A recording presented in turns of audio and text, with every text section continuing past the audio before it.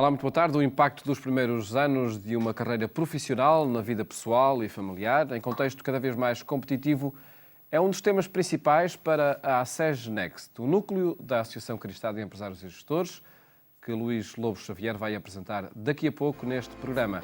Antes, mostramos-lhe outras notícias da atualidade religiosa. Fátima fez-se notar na Bolsa de Turismo de Lisboa. Em ano do centenário, o santuário é um destino que dinamiza toda a região centro.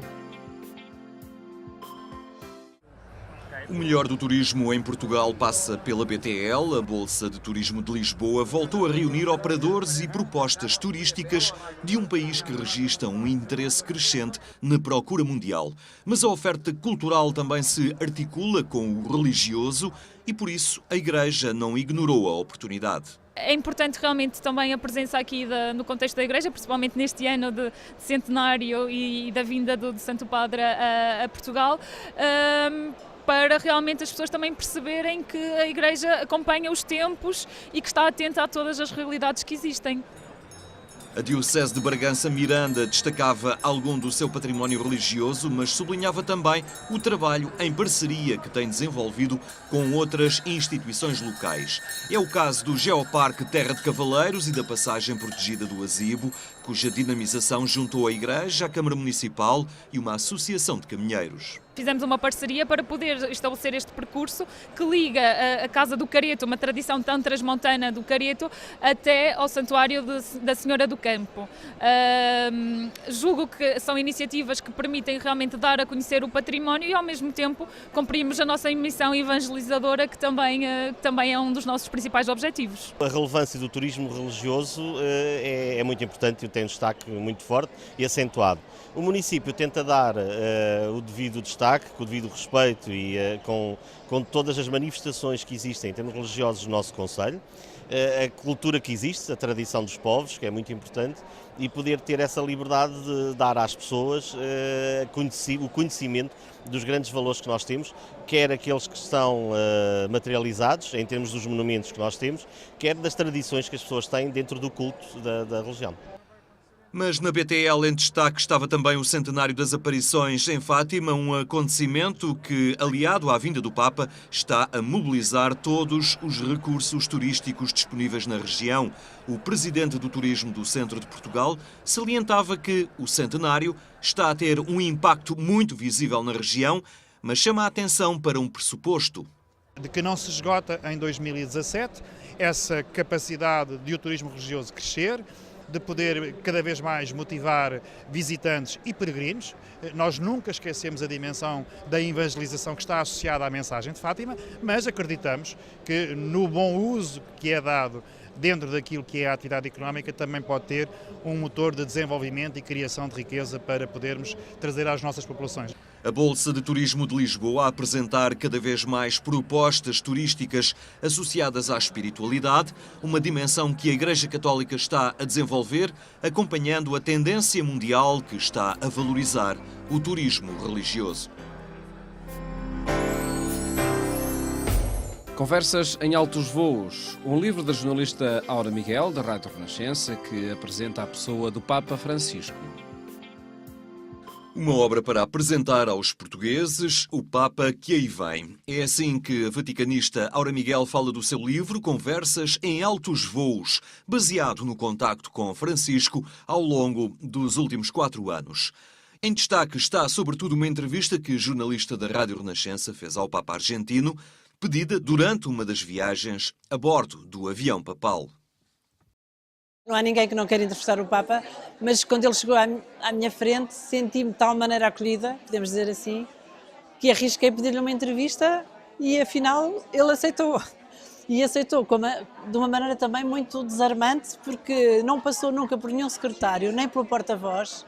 Foi ele próprio que tomou essa iniciativa, foi ele próprio que, passado 5 meses, ninguém me ter respondido de volta, porque eu escrevi uma carta, me pediu desculpa porque estava em falta para comigo, que me devia uma entrevista, imagine-se, coisa que eu já nem sequer esperava.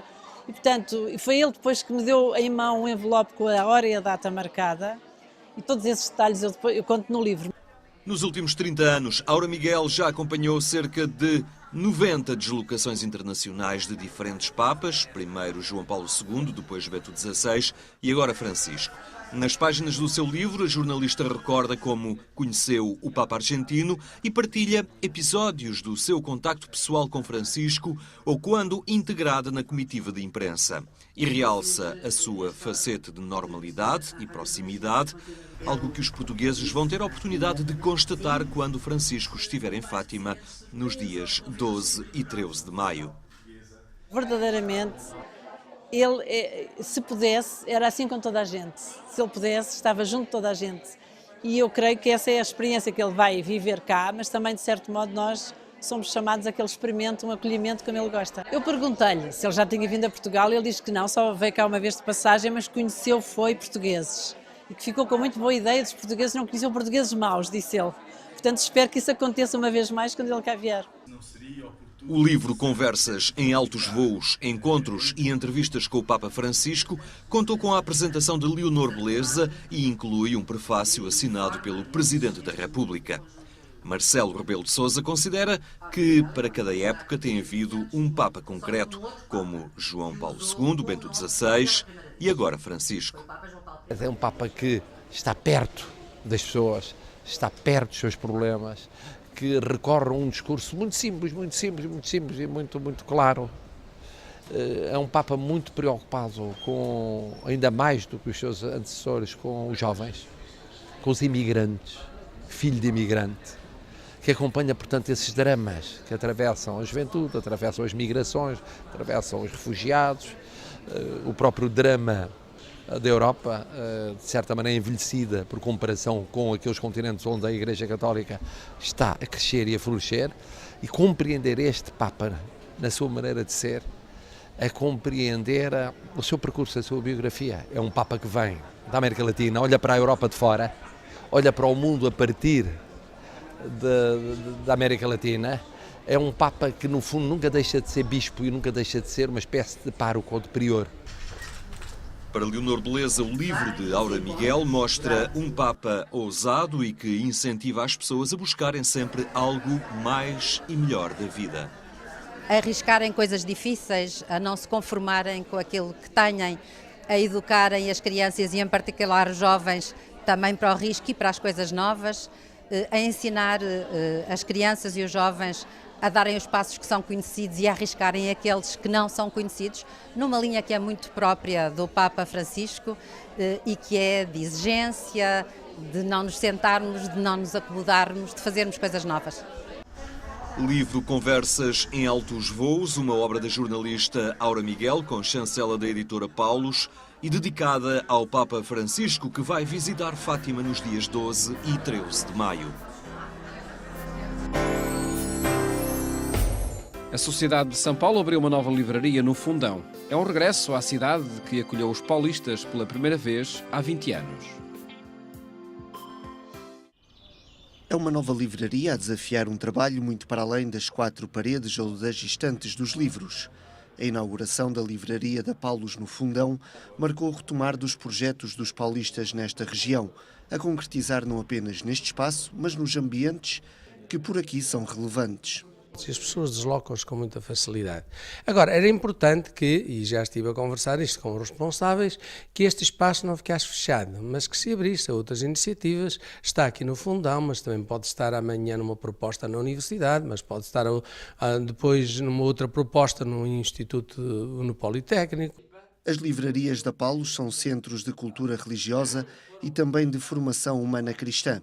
A livraria está preparada para receber a apresentação de livros e proporcionar formação catequética e pastoral. Um espaço polivalente em que estará à disposição dos movimentos da Igreja, mesmo da paróquia, ou até de iniciativas de algumas associações que queiram utilizar o espaço, ou até mesmo por iniciativa nossa para a formação, para workshops, para lançamentos e apresentação de vários livros e de várias obras nossas. A bênção e inauguração da Paulus Livraria no Fundão contou com a presença do Superior-Geral da Sociedade de São Paulo e o novo Superior Regional Portugal-Angola. A nossa missão é a evangelização com a comunicação, com os meios de comunicação, E uma livraria como essa sempre faz com que a gente possa trazer todo o material que temos de evangelização mais perto das pessoas. As pessoas vindo aqui, elas podem, por assim se dizer, se encontrar. Elas podem se encontrar com Deus. Então eu vejo que, por pequena que seja essa livraria aqui, ela é uma paróquia a mais, onde a gente vem alimentar o nosso espírito. Livraria Paulos no Fundão, uma presença renovada da Sociedade de São Paulo na Diocese da Guarda. A atividade apostólica dos paulistas na região tem 20 anos e vão continuar a difundir a mensagem cristã através dos meios de comunicação.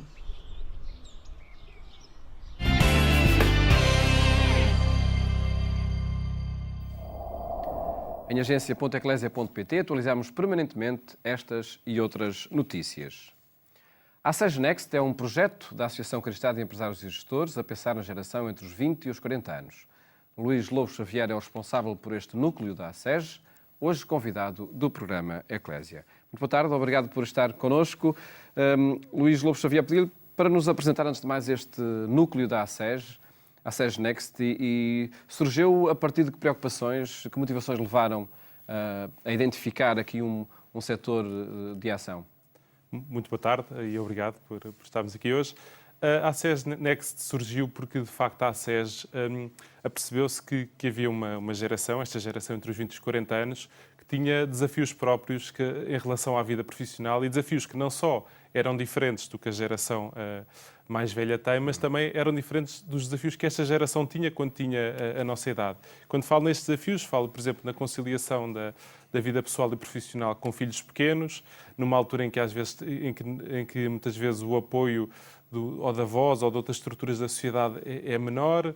Falo também das questões da justiça intergeracional no mercado de trabalho, que também são questões que têm estado aqui muito em cima da mesa, as questões da precariedade, das oportunidades de progressão, e sentimos que era importante também ter um olhar cristão sobre estes temas e, portanto, também ir ao encontro do que é que preocupa, de facto, os jovens profissionais atualmente.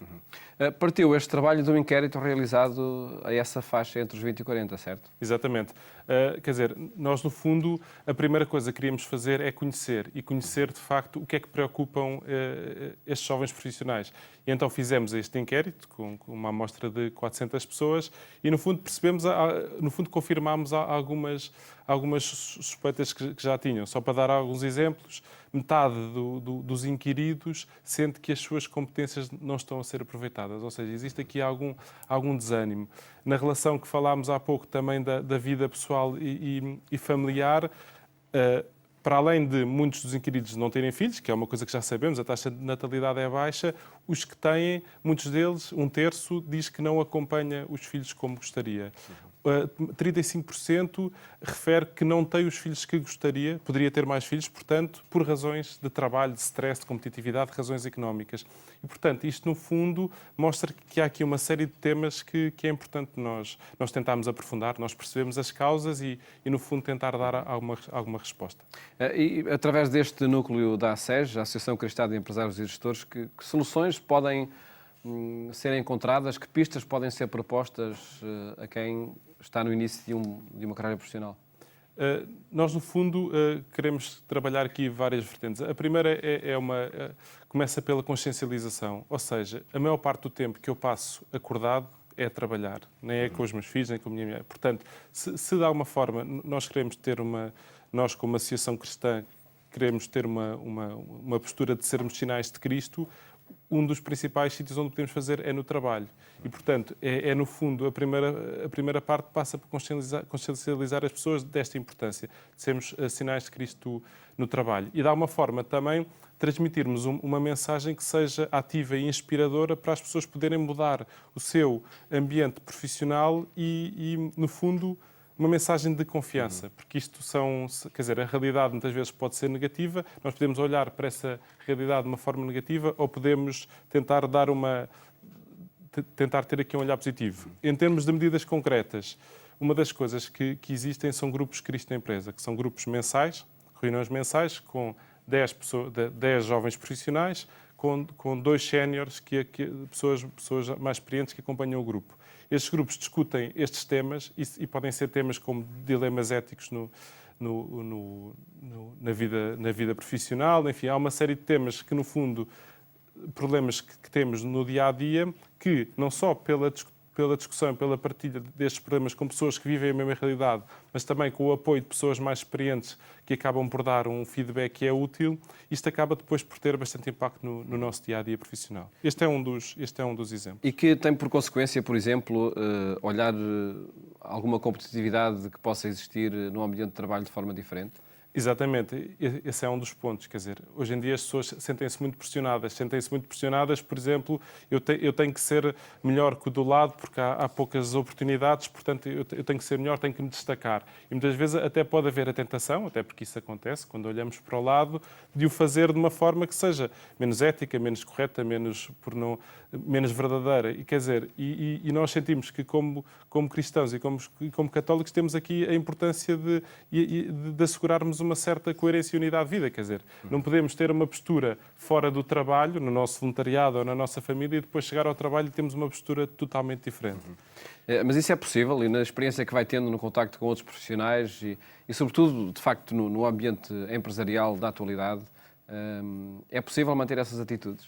Eu acho que sim, quer dizer, a minha experiência e a experiência de pessoas que me são próximas dizem-me que sim. Aliás, eu sinto que não há um conflito entre ser uma pessoa verdadeira, leal e por aí fora, e íntegra no trabalho e, de facto, conseguir ter uma boa progressão profissional. Aliás, se pensarmos numa empresa, um líder de uma empresa valoriza uma pessoa que seja verdadeira, que seja leal, que não tente mostrar mais do que aquilo que é, que não tente passar por cima dos outros para subir na carreira. Quer dizer, um líder valoriza uma pessoa destas, que é uma pessoa em quem se pode confiar. E a confiança, não só na vida normal, mas também na vida profissional, é um ativo muito importante. Em todo caso, muitas vezes, para o lucro ou para o sucesso empresarial, não se olha a meios, não se olha a direitos humanos, não se olha ao passar por cima do outro, como referia. É verdade. É verdade. E, aliás, neste inquérito, também uma das perguntas também que nos impressionou foi que 80% destes jovens profissionais considera que hoje em dia dá-se muito menos importância aos valores humanos do que antigamente se dava. E, de facto, nós sentimos isso na pele. Mas, ao mesmo tempo, se nós pensarmos numa lógica de longo prazo e numa lógica de sustentabilidade, não é sustentável, de facto, não ter em atenção os valores humanos e os valores e este tipo de valores. Se nós queremos pensar a curto prazo, se calhar, se eu pensar para amanhã, de facto, este tipo de atitudes mais negativas pode triunfar, mas a longo prazo não acredito. Um dos outros indicadores do inquérito que falou é a adequação entre a vocação de cada um e, de facto, a ocupação profissional em que está envolvido. Há alguma possibilidade de conciliar casos como, de facto, os indicadores mostram que há muita desadequação, muito desencontro? Há alguma possibilidade de rever ocupações profissionais? Pois, quer dizer, eu acho que isto começa mais atrás, começa na parte da educação e das opções que se tomam. E uma das perguntas também que fizemos era se as pessoas mudavam, se pudessem voltar atrás, se mudariam algo do seu percurso de formação. E um terço das pessoas também respondeu que sim. E, de facto, portanto, isto começa mais atrás, mas eu penso que aqui a resposta tem que ser: nós temos que estudar ao longo da vida, ou seja, nós temos que estar sempre abertos, nós não podemos achar que aquilo que fizemos em termos de formação no passado nos vai garantir toda a nossa vida. E, portanto, eu penso que também temos que ter uma postura aberta a isso e aberta a aprender, a reconverter-nos profissionalmente e, no fundo, acho que isso também é uma perspectiva cristã de estar sempre a caminho. Temas que vão estar em debate neste sábado, 25, no primeiro encontro da ASES Next, onde também vai ser divulgado integralmente este inquérito. Certo? Exatamente. Que objetivos tem este encontro e que ponto de partida é para uma resposta da Associação Cristã de Empresários e Gestores a esta faixa etária? Bem, este encontro, como disse, e bem, é um ponto de partida. Ou seja, nós no sábado, dia 25 de manhã, no Museu do Oriente, vamos querer reunir o máximo possível de jovens profissionais que, no fundo, se identifiquem com estas preocupações e queiram, de facto, crescer nisto. E, no fundo, esse encontro tem o objetivo de juntar as pessoas, de discutir 3 temas que nós consideramos que são essenciais, que são a coerência e unidade de vida, aquilo que eu falava há pouco, nós não termos uma cara no trabalho e uma postura diferente da que temos noutros âmbitos. A questão da conciliação da vida pessoal e profissional. Que modelos é que nós podemos ter para, de facto, conseguir não responder como responderam as pessoas no inquérito que não acompanham os filhos. E, em terceiro lugar, a questão da justiça intergeracional no mercado de trabalho, em que aqui não queremos dar também uma lógica de queixa e de que os jovens estão péssimos e de procurar aqui uma luta de classe, uma nova luta de classe das gerações, mas sim procurar um modelo empresarial que seja sustentável para todos. Ou seja, nós hoje em dia temos 4 gerações no mercado de trabalho. Temos pessoas a trabalhar com 20 anos, temos pessoas a trabalhar com 70 anos. Todas são importantes e nós temos que conseguir conceber um modelo que seja sustentável para todos. Sentimos que tem que ser a nossa geração a dar um pouco o pontapé de saída, porque quem de facto está pior tem o incentivo de procurar aqui algumas alternativas. Portanto, nós vamos discutir esses temas, vamos apresentar os resultados do encontro, vamos ouvir as pessoas também, porque também interessa-nos saber que pessoas é que de facto estão empenhadas nisto, pessoas é que depois podem querer trabalhar nisto mais a fundo. Gostaríamos de fazer, por exemplo, a seguir este encontro, grupos de trabalho para discutir 1 ou 2 destes temas. Também não precisam de ser mais, mas, por exemplo, propostas de licenças de parentalidade. Coisas que têm vindo a ser discutidas a nível político, mas que também achamos importante ouvir as próprias pessoas que estão a passar por isso. Para outras informações e quem quiser participar, o que é que deve fazer? Quem quiser participar no site da ACEG, tem um separador da ACEG Next, estamos também no Facebook.